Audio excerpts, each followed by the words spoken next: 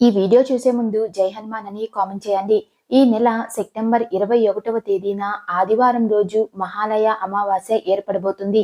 అన్ని అమావాస్యల కంటే ఈ మహాలయ అమావాస్యకు చాలా విశిష్టత ఉంటుంది. సంవత్సరానికి ఒక్కసారి మాత్రమే ఇలాంటి శక్తివంతమైన అమావాస్య ఏర్పడుతుంది. అయితే ఈ మహాలయ అమావాస్య రోజునే సూర్యగ్రహణం కూడా ఏర్పడుతుంది. మహాలయ అమావాస్య రోజున ఎలాంటి విధి విధానాలు పాటించాలి, అలాగే సూర్యగ్రహణం రోజు పాటించాల్సిన నియమాలు గురించి ఈ వీడియోలో తెలుసుకుందాం. వీడియోని స్కిప్ చేయకుండా చూడండి. మా తెలుగు ట్రూ ఫ్యాక్ట్స్ ఛానల్ ని ఫస్ట్ టైం చూస్తున్నట్లయితే మా ఛానల్ ని సబ్స్క్రైబ్ చేసుకోండి. సెప్టెంబర్ 21వ తేదీ ఆదివారం రోజు అర్ధరాత్రి సమయంలో పాక్షిక సూర్యగ్రహణం ఏర్పడబోతుంది. అయితే రాత్రి సమయంలో సూర్యగ్రహణం ఏర్పడితే ఆ గ్రహణ ప్రభావం మన భారతదేశంలో కనిపించదు. కాబట్టి ఎలాంటి గ్రహణ నియమాలు పాటించాల్సిన అవసరం లేదు. కానీ అమావాస్య నియమాలు మాత్రం ప్రతి ఒక్కరూ ఖచ్చితంగా పాటించాలి.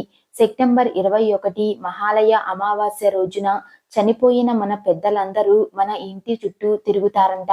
కాబట్టి భూమిపైకి వచ్చిన మీ పితృదేవతలను సంతోషపెట్టి వారిని పూజిస్తే మీ కుటుంబంలో ఉన్న కష్టాలన్నీ వెంటనే తీరిపోతాయి. కాబట్టి ఈ మహాలయ అమావాస్య రోజున ప్రతి ఒక్కరూ చనిపోయిన మీ పెద్దలను పూజించాలి. వారికి ఇష్టమైన ఆహారాన్ని వండి మీ పెద్దలకు సమర్పించాలి. సెప్టెంబర్ 21 ఆదివారం రోజు అంటే మహాలయ అమావాస్య రోజు ఉదయాన్నే నిద్రలేచి ఇల్లంతా శుభ్రం చేసుకుని కుటుంబం అంతా తలస్నానం చేసి మరణించిన మీ పెద్దల పటాలను శుభ్రంగా తుడిచి కుంకుమ బొట్లు పెట్టి పూలతో అలంకరించుకోవాలి. తరువాత మీ పెద్దల పటం ముందు ఒక ప్రమిదను పెట్టి అందులో నువ్వుల నూనెను పోసి ఏకవత్తితో ఒక దీపం వెలిగించాలి. అయితే పూజలో ఉపయోగించే దీపపు ప్రమిదను మాత్రం అస్సలు ఉపయోగించకూడదు. ఇక మీ పెద్దలకు నైవేద్యంగా వారికి ఇష్టమైన ఆహారాన్ని వండి నివేదించండి. తరువాత మీ ఇంట్లో ఉన్న ప్రతి ఒక్కరూ మీ పెద్దలకు నమస్కారం చేసుకొని సాంబ్రాణి పొగను వేయండి. ఈ అమావాస్య రోజున చనిపోయిన మీ పెద్దలకు భోజనం పెట్టి నమస్కారం చేసుకుంటే మీ కుటుంబానికి ఉన్న పితృదోషాలన్నీ తొలగిపోయి 7 తరాలకు తరగని ఐశ్వర్యం మీ కుటుంబానికి లభిస్తుంది. ఈ మహాలయ అమావాస్య రోజున ఇవన్నీ మేము చెయ్యలేము అని అనుకునేవారు మీ పెద్దల పేరు మీద పేదవారికి దానం చేయండి. ఈ మహాలయ అమావాస్య రోజున చేసే దానాలకు కోటి జన్మల పుణ్యఫలం లభిస్తుంది. మరీ ముఖ్యంగా ఈ అమావాస్య రోజు బ్రాహ్మణులకు తప్పనిసరిగా స్వయం పాకం దానంగా ఇవ్వాలి. ఈ అమావాస్య రోజున స్వయం పాకం దానం చేస్తే మీ పూర్వీకుల ఆత్మకు శాంతి కలుగుతుంది. బియ్యం, కందిపప్పు, కూరగాయలు ఇలా మీకు తోచినంతలో బ్రాహ్మణులకు దానంగా ఇవ్వండి. ఈ మహాలయ అమావాస్య రోజున ఏది చేసినా చెయ్యకపోయినా మీ ఇంటి యజమాని మాత్రం ఖచ్చితంగా చనిపోయిన మీ పెద్దలకు పితృతర్పణం వదలాలి. తర్పణం ఎలా వదలాలి అంటే ఇంటి యజమాని ఉదయాన్నే తలస్నానం చేసి ఇంటి ముందు దక్షిణ ముఖంగా నిలబడి నీటిలో నల్ల నువ్వులు కలిపి చనిపోయిన మీ పెద్దలను స్మరిస్తూ ఆ నీటిని చేతిలో పోసుకొని కిందకు వదలండి. ఈ అమావాస్య రోజున పితృతర్పణం వదిలితే ఈ సంవత్సరం మొత్తం మీ పూర్వీకులకు తర్పణం వదిలినంత పుణ్య ఫలితం కలుగుతుంది. అదే విధంగా అమావాస్య రోజు తప్పనిసరిగా కాకులకు ఆహారం వేయండి.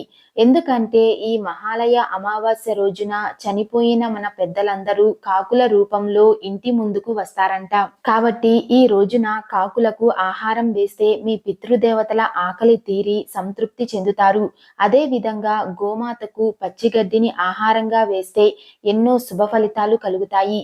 ఇక మీ పూర్వీకుల ఆత్మకు శాంతి కలిగి స్వర్గలోకానికి చేరుకోవాలంటే ఈ మహాలయ అమావాస్య రోజున ప్రతి ఒక్కరూ రావి చెట్టుకు ప్రదక్షిణలు చేయండి. ఇక మీ ఇంటికి ఉన్న భయంకరమైన నరదిష్టి దోషాలన్నీ తొలగిపోయి మీ ఇంటికి మంచి రోజులు రావాలంటే అమావాస్య రోజున మీ ఇంటికి గుమ్మడికాయను కట్టుకోండి. తొడిమతో ఉన్న బూడిద గుమ్మడికాయను తెచ్చుకొని పసుపు రాసి కుంకుమ బొట్లు పెట్టి ఇంటి గుమ్మానికి గుమ్మడికాయను వేలాడదీసి సాంబ్రాణి పొగను వేయండి. అమావాస్య రోజున గుమ్మడికాయను కడితే మీ ఇంటికి చాలా మంచి జరుగుతుంది. మీకున్న ఆర్థిక సమస్యలు కూడా వెంటనే తీరిపోతాయి. అదే విధంగా ఈ అమావాస్య రోజున ప్రతి ఒక్కరూ తప్పనిసరిగా సూర్య భగవానుడికి అర్ఘ్యం సమర్పించాలి. ఒక రాగి చెంబులో నిండుగా నీళ్లు పోసి ఆ నీటిలో ఎర్రని పుష్పాలు వేసి తూర్పు ముఖంగా నిలబడి సూర్యుడికి నీటిని వదలండి. ఈ విధంగా సూర్యుడికి అర్ఘ్యం సమర్పిస్తే సకల పాపాలన్నీ తొలగిపోయి మీకు మంచి రోజులు ప్రారంభమవుతాయి. పితృదోషాలు, ఎలినాటి శని దోషాలు, రాహుకేతు దోషాలు, ఇలా ఎలాంటి దోషాలు ఉన్నా సరే ఈ అమావాస్య రోజున నవగ్రహాలకు 9 ప్రదక్షిణలు చేయండి. మీ జాతకంలో ఉన్న సమస్త దోషాలన్నీ తొలగిపోయి అష్టైశ్వర్యాలు కలిసొస్తాయి. అలాగే ఈ అమావాస్య రోజున ఇంటి యజమాని ఉదయం స్నానం చేసి ఇంటి గుమ్మం ముందు గంగాజలం చల్లి ఓం స్వదా దేవ్యే నమః అనే మంత్రాన్ని 21 సార్లు చదవండి. పితృదేవతలకు ఆహారాన్ని అందించే దేవతే స్వదాదేవి. కాబట్టి ఈ మంత్రాన్ని చదివితే మీ పితృదేవతల ఆకలి తీరిపోతుంది. విశేషంగా ఈ మహాలయ అమావాస్య రోజు ఇంట్లో ఉన్న ప్రతి ఒక్కరూ తప్పనిసరిగా రాళ్ల ఉప్పుతో దిష్టి తీసుకోవాలి. కుడి చేతిలో కళ్ళు ఉప్పును వేసుకుని 3 సార్లు తిప్పుతూ దిష్టి తీయాలి. ఈ అమావాస్య రోజున దిష్టి తీసుకుంటే నరదిష్టి దోషాలన్నీ తొలగిపోయి సంపూర్ణ ఆరోగ్య ప్రాప్తి కలుగుతుంది. ఇక ఈ అమావాస్య రోజు ఎట్టి పరిస్థితుల్లో దూర ప్రయాణాలు చేయకూడదు.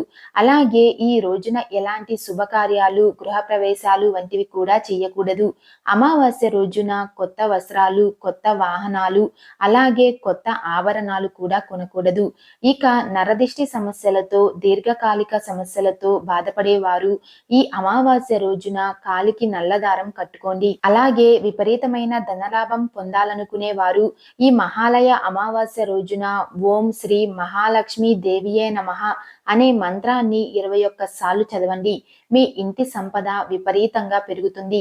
పితృదోషాలు అలాగే పితృశాపాల నుండి విముక్తి పొందాలనుకుంటే ఈ అమావాస్య రోజున బ్రాహ్మణులకు గుమ్మడికాయను దానంగా ఇవ్వండి. అలాగే వస్త్రదానం చేయడం వల్ల సమస్త శుభాలు చేకూరుతాయి. అదే విధంగా ఉప్పు, గోధుమలు, నెయ్యి, బియ్యం ఇలా ఏదో ఒకటి దానం చేస్తే పితృదోషాలన్నీ తొలగి సిరి సంపదలు, ఐశ్వర్య ప్రాప్తి కలుగుతుంది. ఇక ఈ రోజున జుట్టు కత్తిరించడం, గోర్లు కత్తిరించడం నిషేధం. అలాగే ఈ రోజున దంపతులిద్దరూ బ్రహ్మచర్యం పాటించాలి.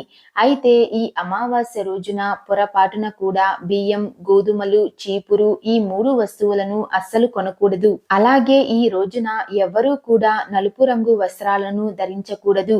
ఇంట్లో ఉన్న పసిపిల్లలను బయటకు తీసుకురాకూడదు. మీ ఇంటికి ఉన్న అపమృత్య దోషాలన్నీ తొలగిపోవాలంటే ఈ మహాలయ అమావాస్య రోజున మర్రి చెట్టుకు పసుపు, కుంకుమలు వేసి ఒక చిన్న దీపం వెలిగిస్తే మీ కుటుంబానికి ఉన్న అపమృత్య దోషాలన్నీ తొలగిపోయి ఐశ్వర్య ప్రాప్తి సిద్ధిస్తుంది. ఈ అమావాస్య రోజున గాయత్రి మంత్రాన్ని చదవడం లేదా కనకదార స్తోత్రాన్ని చదివితే కోరిన కోరికలన్నీ వెంటనే నెరవేరుతాయి. అదే విధంగా ఈ అమావాస్య రోజున శివాలయానికి వెళ్లి శివుడికి నీటితో అభిషేకం చేస్తే శివానుగ్రహం ఖచ్చితంగా మీకు కలుగుతుంది.